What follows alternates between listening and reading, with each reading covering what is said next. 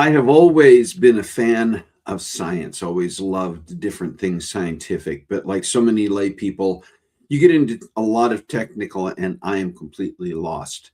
And that is why I enjoy and appreciate it when someone writes a book that still covers the science, but breaks it down into a process that is more easy to understand and provide some intrigue that is fun to follow. We're going to be talking to a friend of ours, an author who has just written his second book on a very scientific subject, but one that is an amazing read. So put on the brakes, grab a cup of coffee, and join the conversation because it's time for Coffee Breaks with Steve.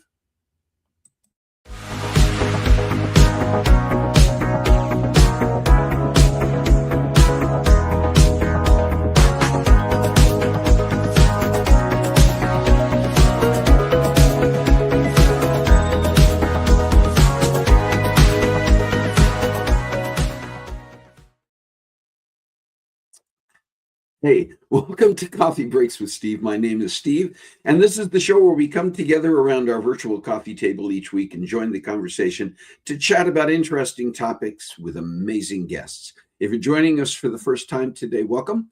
And if you've been with us before, welcome back. First show of 2026. And just want to welcome all of you here. If you're tuning in for the first time, love to hear from you no matter who you are. Let us know that you're here. Let us know what brings you here. I know sometimes we get people who are just finding us on YouTube or finding us on Facebook and they want to find out what we're about. That's great. We love to have you here. We also want to make sure that we are getting to know the people who tune in. We call our regular viewers the Brew Crew. And if you are part of our Brew Crew, make sure you are saying hello. And if you are just coming in, let us know a little bit about yourself. We do watch the chat. We do want to make sure that everything that is being posted in both the YouTube and the Facebook side are things that are appropriate and relevant to what's going on here. So again, welcome here if you're here for the first time. And yeah, we're going to have an interesting conversation today. We have one of our favorite people back again, an author who really just got started in this work of writing novels 2-3 years ago, and is writing some amazing books. So, all right, listen, it's the first show of the year, 2026. How's everybody doing? Did you have a great time over the holidays? How do you celebrate during the holidays? What is important? You know, for some people, it's Christmas. For others, Hanukkah. For others, there are other ways to celebrate over the course of particularly the month of December. And then we get into New Year. And we're in the new year, 2026. I have not yet made the mistake of saying 2025. I in anything that I've talked about or anything that I've written so far. I usually do okay the first couple weeks. I'm really conscious of the fact that it's the new year. But get to, I don't know, for some reason, about a month in, my brain jumps backward and I'll end up a couple of different times having to correct myself, put the previous year on something. Good morning, Rick.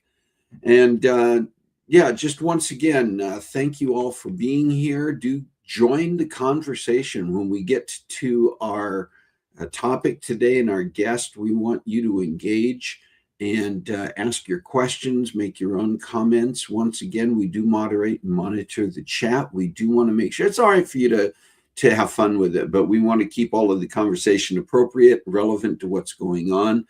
And we're going to get to our sweet and savory here. I want to make sure we have time for everything today, but I just do want to hear from everybody about how you're doing. So, sweet and savory, which, by the way, Shalane's not even in here, but she always refers to it as the charcuterie. So, yes, the charcuterie, which is just our going over things that are of interest that may have come up over the course of the last week, updates on some of our people. And good morning, Kathy.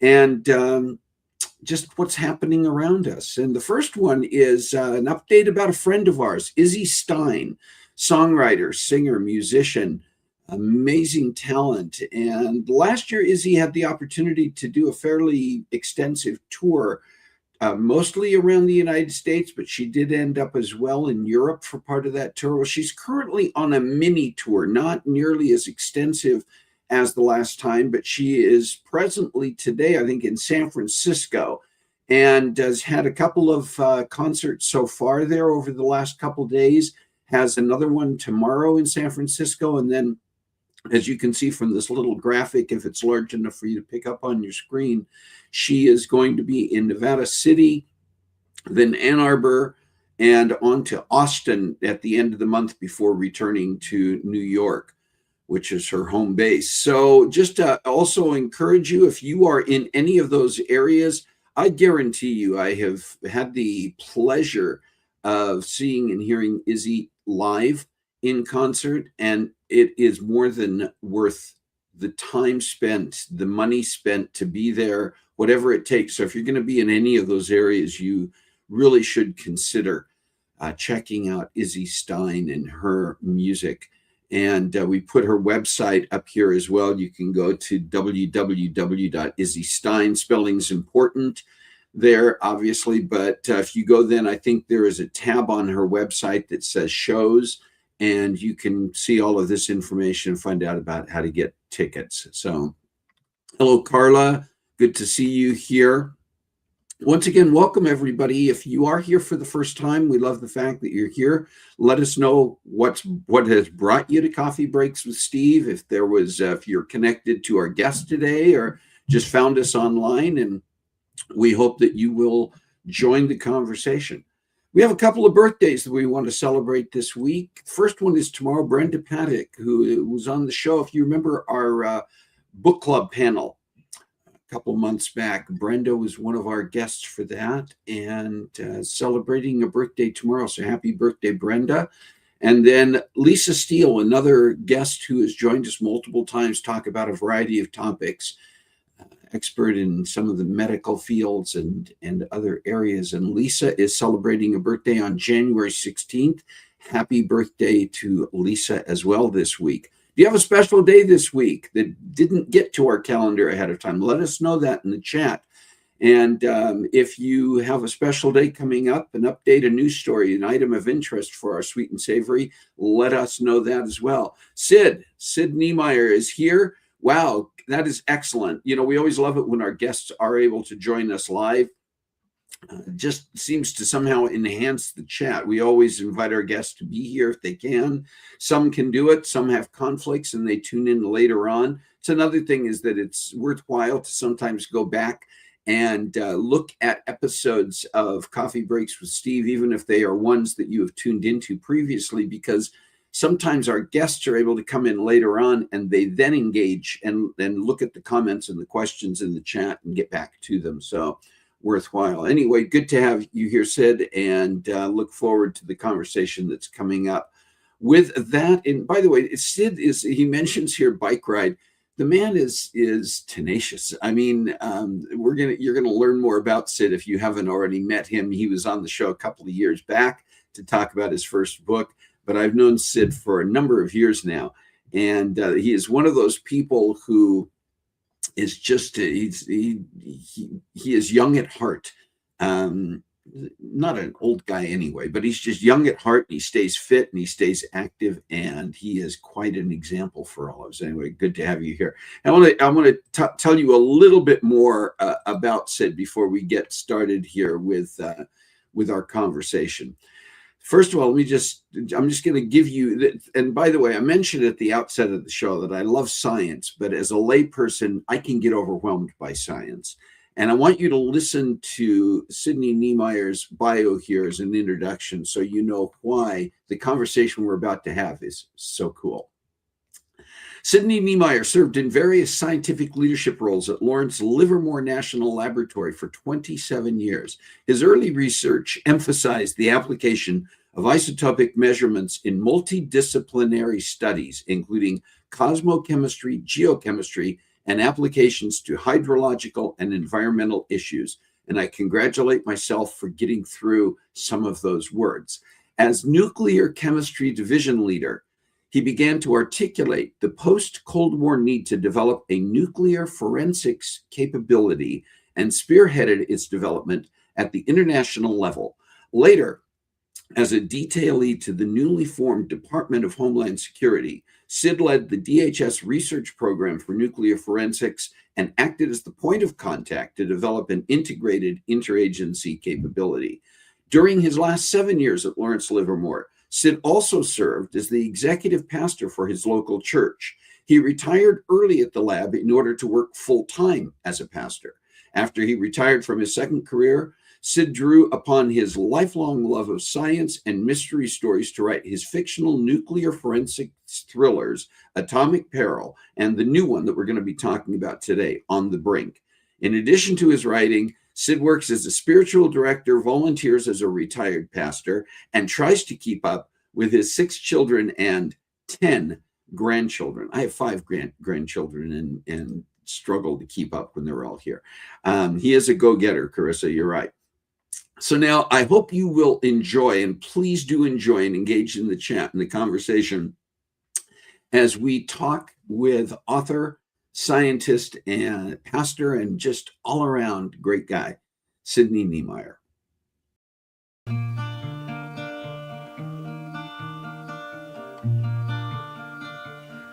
Well, Sidney Niemeyer, welcome back to Coffee Breaks with Steve. It's good to have you here again, and looking forward to hearing what is going on with you these days. So welcome back. Well, it's great to be with you, and thanks for having me join you once again. Absolutely, Sid. You know, you were on here, it's been now a couple of years ago, and at that time, about 2.5 years ago, you had released your very first novel, a book called Atomic Peril, that was a book written about an area called nuclear forensics, which we're going to talk about in a few minutes. But the reason that we wanted to have you come back is you've just very recently released your second novel, On the Brink, which is kind of continuing in a way some of the same characters in the story. And wanted to give you a chance to just share a little bit, and in your own words, tell us a little bit about the new novel. What is On the Brink? All right. Well, thank you very much. And yes, that got released in November, and it's a sequel. So it has many of the same major characters. And I heard from people who really appreciated the first book. They like that, seeing these old friends. But I have a lot of new characters as well, and I intended it to be different. And so one of the differences is, especially if you read the first book, my main character, the hero of the story, a scientist, Stephen Carter. In the previous book, he was located at Lawrence Livermore here in Livermore, California. Right. Well, I now have him in Washington, D.C. So he's taken a position on the National Security Council. And so he's stationed in Washington, D.C. He still has communication, and the lab is still involved, but it's not as central. And so it really lends the opportunity to have a rather distinctive difference in that he's kind of in the midst of what's going on in Washington, D.C. in the administration. And it very naturally kind of gives the book more of a geopolitical slant than the first one had. So that's one difference. And another difference, I wanted it to be a different kind of case. So it's a different kind of case than what was in the first book. So it involves different kinds of science, will illuminate new things. So it'll continue to be hopefully an entertaining educational journey to learn more about this field of nuclear forensics. And, you know, you talk about it being both entertaining and educational. I think that's one of the keys to the way that you write in both books. You know, there is not a talking down, but there is definitely a drawing into discovering some things and learning some things that have a scientific and technical element. Do you want to talk a little bit more about that in and of itself, the nuclear forensics and some of the other things that enter into the books? Right. Well, happy to. And you know, one of the things I really wanted to accomplish in this book, maybe a major reason to write about it, is just to help people learn about this field that very few have heard about, and really making the case of why I believe this nuclear forensics needs to be a key part of our nuclear deterrence, especially responding to nuclear terrorism.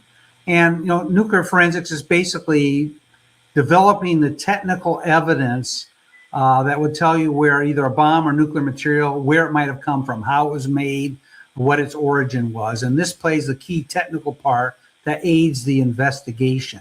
And so the investigation actually has to be done by somebody like the FBI, but you work closely with them in developing the technical evidence.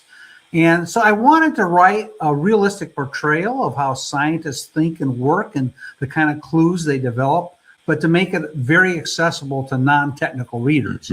Because I hope most of my readers will be non-technical. Right. And I was helped very much in that. So I kind of navigated this line between making it accessible to non-technical people, but that scientists would appreciate the level of detail I have there as well, and perhaps have a greater insight. So a non-technical person may not understand every detail, but they can follow the logic flow of the plot and the clues that are being developed. And in this, my wife, Debbie, was very helpful. She's not technical whatsoever. And so she's read their early draft, and she'd give me feedback like, I didn't understand this at all, and you certainly need to dumb this down. And so that helped me navigate this line. And the responses you see from the reviewers tell me that for most people, I was quite successful in navigating that line between too technical and not technical enough. I think it's important for people to understand that you're not simply coming at this as a fiction writer. I mean, yes, that's the book is fiction, and it's a novel that has a fictional story, but you bring an expertise in these fields. Can you talk a little bit about your background, Sid, and what you're bringing to the book in terms of the technical and the scientific understanding? Well, I played kind of a key role in the early development of this field. So early after the Cold War ended, I began in my role at Lawrence Livermore National Laboratory to articulate, I believe the country needed to develop this capability. So began to articulate that, went at that for about 8 years before we got actual funding, but really helped to develop the foundation for what would be involved in developing this, both in terms of the operational sense, but also in terms of the scientific element as well. So many have called me kind of a founding father of this field of nuclear forensics.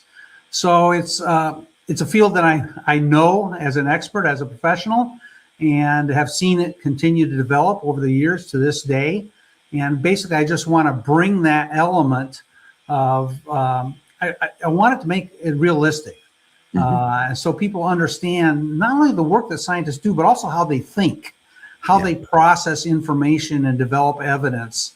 One of the things I do that might be surprising to people is the scientist has this intuitive sense as well. And I want to bring that across. I mean, scientist isn't just kind of a logical automaton that kind of develops things, but there's an element of a trained intuition that something's off here, something doesn't quite fit. That really takes years of practice and exposure to develop this sense, this intuition that's based on science, but isn't strictly logical. And so it provides an element of, I need to explore this and see what happens, and then that leads to something more. So I wanted to bring that out as well. And I think people can appreciate maybe that that this scientific endeavor is maybe a little bit broader than the purely analytical approach that one might suppose.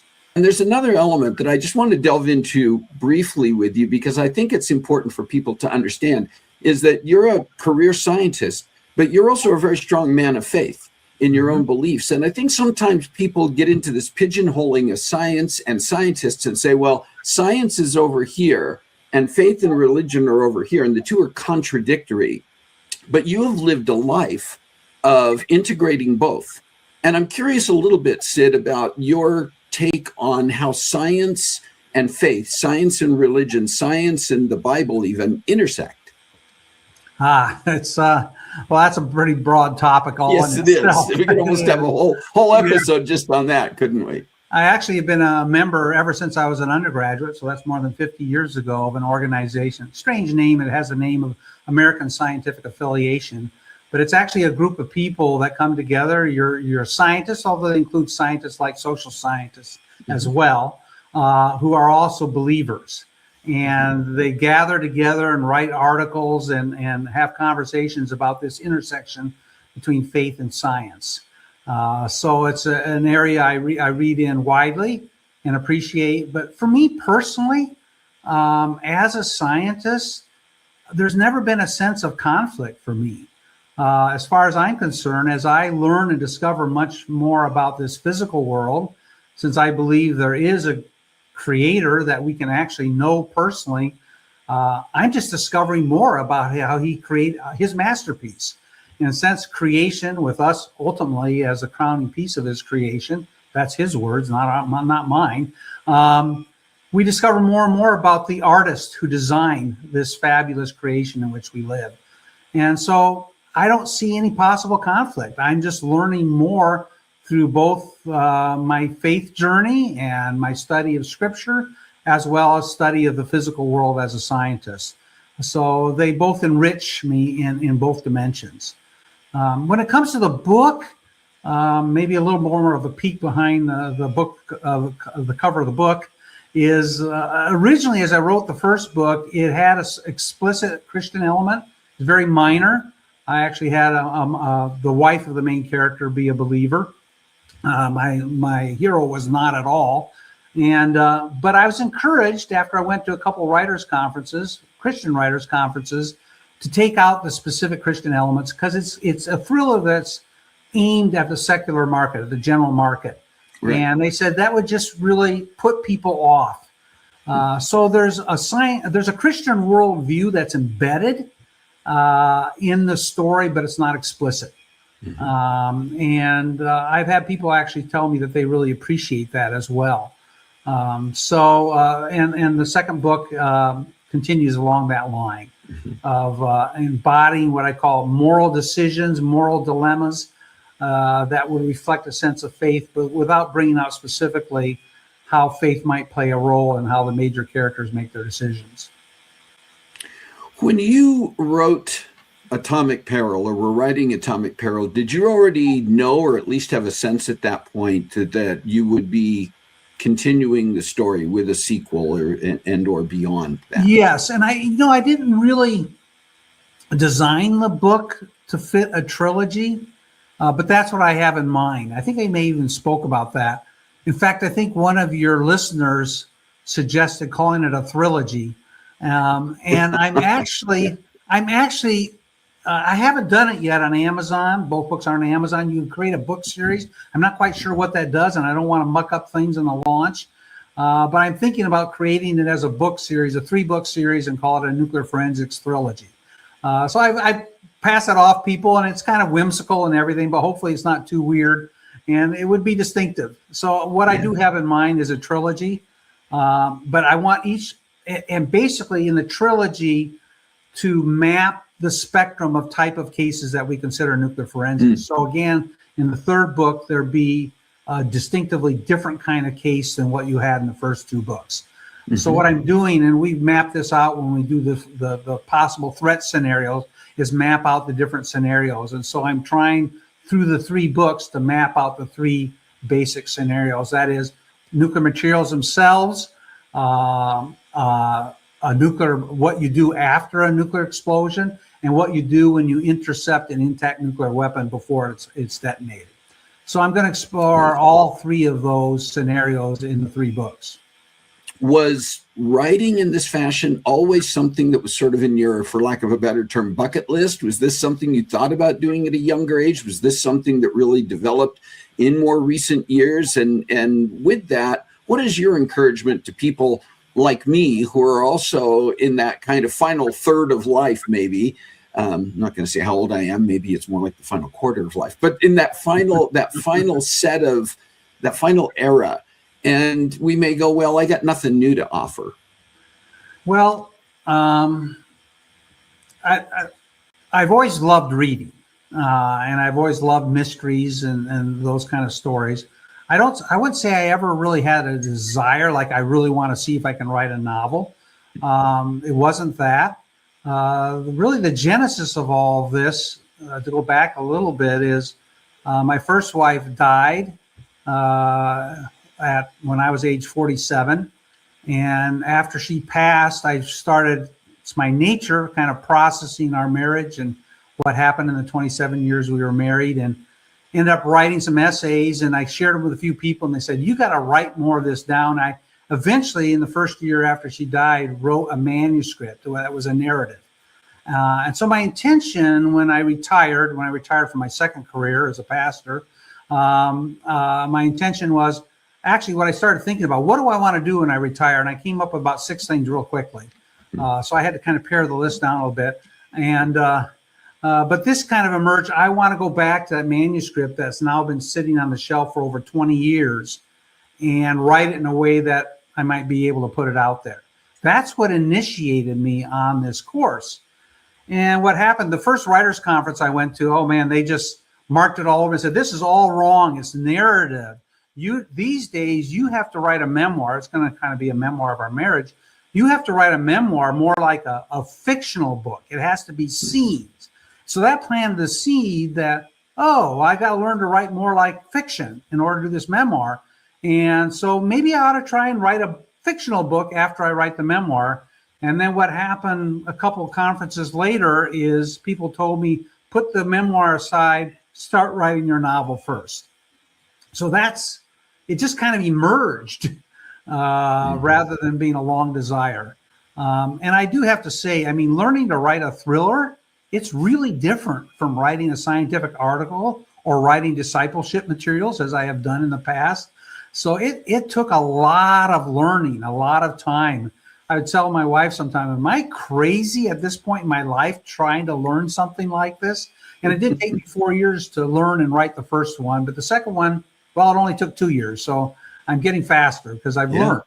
And I have to say, I've always been a person that just really relishes learning new things.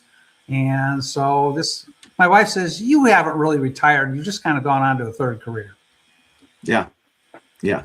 So you mentioned the memoir about your first wife, your first marriage. And it does bring up another question, and that is, you complete this trilogy. Is there a what next? Do you still see yourself going back to write that book? And are there other ideas floating around in your head that might turn out to go beyond the trilogy with same characters, or maybe there's some other topics? Is there anything else on the horizon beyond that third book? Well, there is something on the horizon. I can't remember if we talked about this, but that's still really the book I want to write, something along the line of that initial memoir, but it's morphing. And it's continued to morph, and so it continues to be in the hopper. During the past year, I talked to a literary agent, because you hear over and over, memoirs don't sell. You know, you're going to get nowhere with a memoir unless you're a celebrity already or have a highly unusual story. Well, your wife dying when you're relatively young is not an unusual story. It doesn't happen to most people, but it's not unusual. So I was talking to, she's a Christian literary agent I've gotten to know, and I was talking to her about this, and she said, well, what's the theme of your memoir? And I told her, that's been done so much in the last 10, 15 years. No, we don't care about that. And so it's kind of like, and I was talking to her about the problem, because you have to kind of brand yourself. So how do I shift from my writing career as a novelist about nuclear forensics thrillers to writing more of a spiritually based memoir? And so we were talking about that, and what emerged, and this actually seemed to intrigue her, is that I will write an autobiography, the real story of Stephen Carter, who's the hero of my book, but it will actually be a lightly fictionalized version of my life. Wow. And she said, in doing that, and that really kind of intrigued her. And by the way, people ask me, how much of your main character is you? And initially I would tell people, well, maybe half to 60% me. And my son-in-law, who never reads books, but he read mine because he said, then I can talk to the author. So he says about the first book he'd read in 20 years. And so when he talked to me after he read Atomic Peril, he asked me the same question. And I told him, 50 to 60%. And he said, well, Sid, I noticed there's a lot of coffee and donuts in the book. And I went, okay, maybe 70% me. So my thought is, and there's elements of my story that would probably be good to fictionalize so I don't embarrass some people, and that's a common type of thing to do. So that's my thought, that the fourth book will be this supposed biography of Stephen Carter, but it's actually mostly my story. And she even suggested it would be neat to kind of explore how your spiritual values inform the way you wrote your book.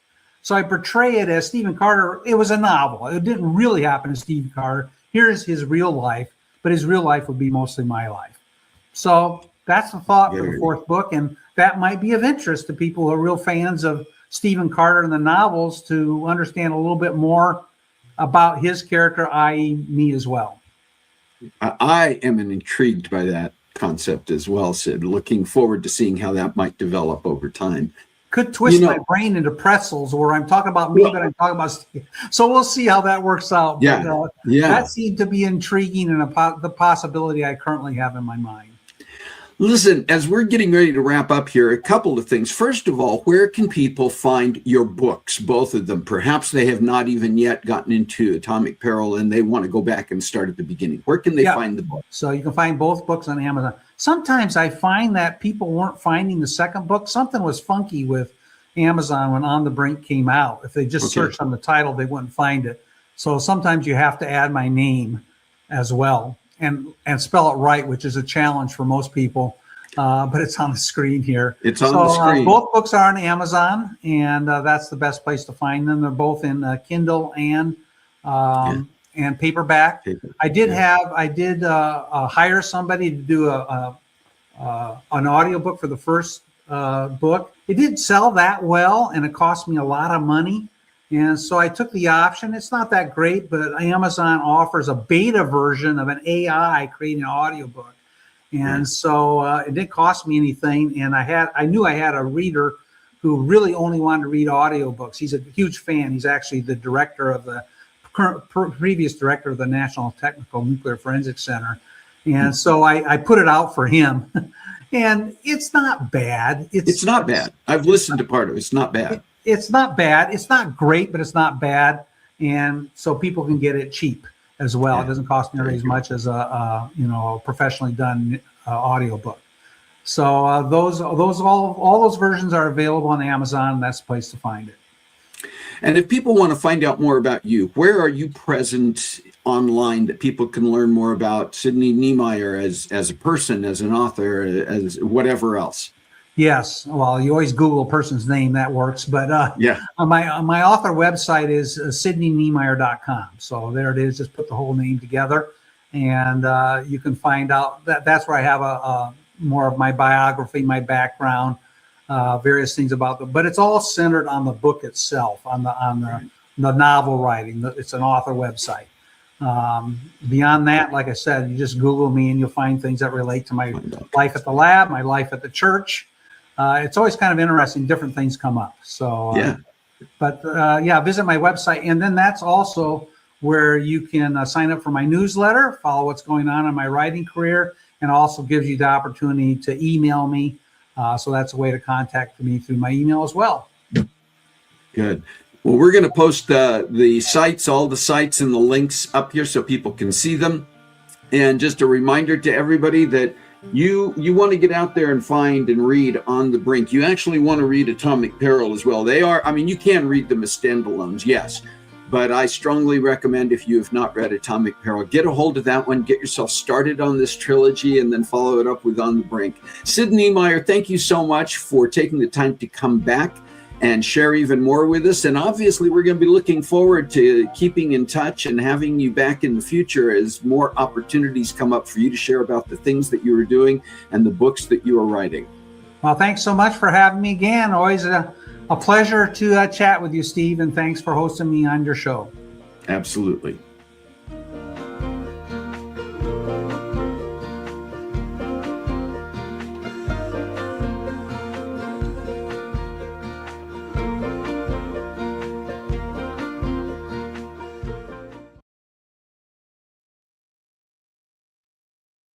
Great conversation with Sidney Niemeyer. And once again, I so appreciate the talent and the ability, Sidney, to take your scientific knowledge and background, extensive. We talked about it, shared it in his bio when we introduced the segment, but you also you get that sense from Sid that he is an extraordinarily capable individual when it comes to the science areas that he is an expert in, and at the same time, the ability to break things down and speak in terms that a layperson like me and all of us can understand. But just to write the books, and yes, I have I'm almost finished now. My intent was to try to get all the way through On the Brink before Sid and I had our conversation, and just with other things going on, the holidays and everything else, not quite there yet, but still working on that. But Atomic Peril, great read. And I really think On the Brink, no reflection on Atomic Peril, but On the Brink is better. Not only is Sid getting faster in getting from 4 years for the first book, 2 years for this one, but I think his storytelling just continues to improve. So get both the books, read both the books. It'll really put you on the path to be looking forward to the third in the trilogy series. All right, listen, as we get ready to wrap things up today, I do want to say once again thank you to Sid for being here. I want to say thank you to all of you, those of you who are part of our regular brew crew, and those of you who are joining us for the first time. We do appreciate that. We do appreciate you participating and keeping it respectful and appropriate. And I do want to let you know some things that are coming up in a little bit later this month. So just take a quick look at this video.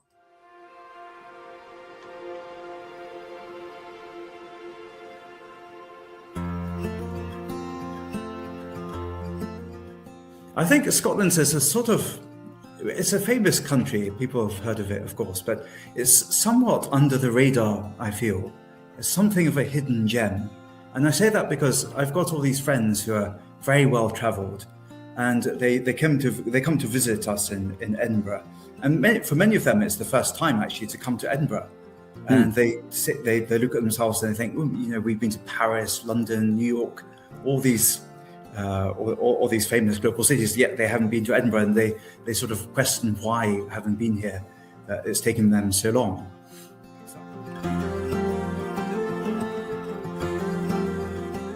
Hey everybody, did you know that a lot of the common items and devices that we use and encounter every day have technical or official names that we may not be familiar with? We're going to play a little trivia game and see how many of those official names we all know. So you'll want to join us for that conversation.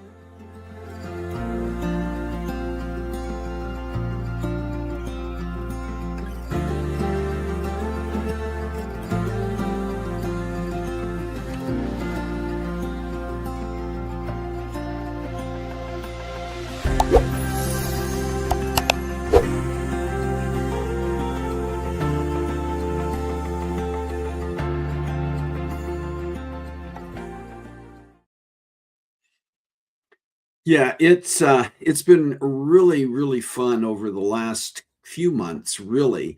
We've had the honor, privilege, the pleasure of hosting several guests from countries outside of the United States.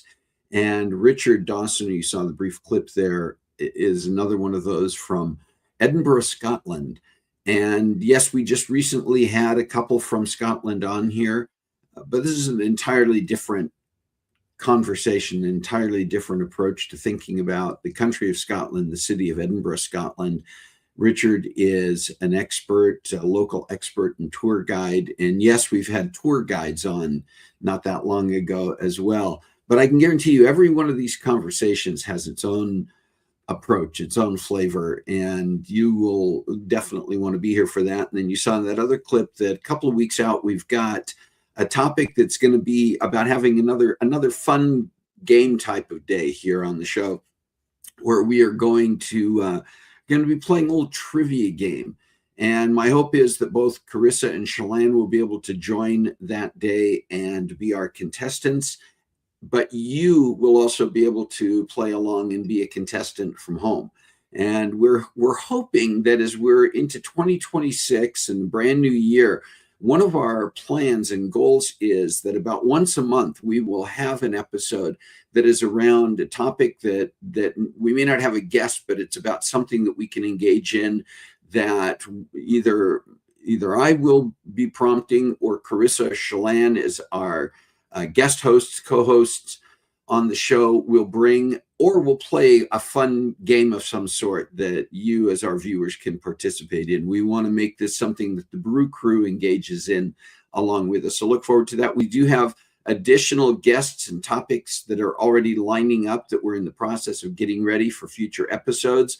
And so you will want to stay tuned as well as we are getting those scheduled and obviously sharing more about that. Listen, one more time, and I can't say it enough, but thank you, Sidney Niemeyer, for taking the time to have a conversation with us about On the Brink. Thank you for taking the time to be here and be here live with us. And for those of you who joined and followed along, thank you for taking the time to be here. You know, when we get into a new year, there are so many things in the present and on the horizon that I know we're all interested in. And there are different ways for each one of us that we can touch lives, that we can make an impact. And all I ask is that you think about that you follow your passions, you follow the things that drive you, and that you do take the time as part of your work as a volunteer, as a good neighbor, to know what you can do, and to reach out to the people that you need to reach out to touch those lives. And as we do end today, just that reminder that we should all please find a way to make a difference in your world this week. God bless you. Have a great week. We will see you next time on Coffee Breaks with Steve.